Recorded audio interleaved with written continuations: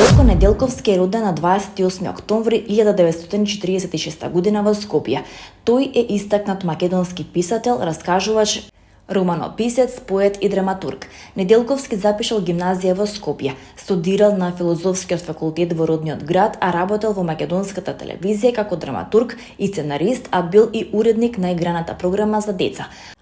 Во 1980 година станал член на Друштвото на писателите на Македонија. Голем дел од книжевното творештво на Неделковски отпаѓа на книжевноста за деца. Тој ги негува речиси сите книжевни жанрови: расказ, сказнан, роман, драма и поезија.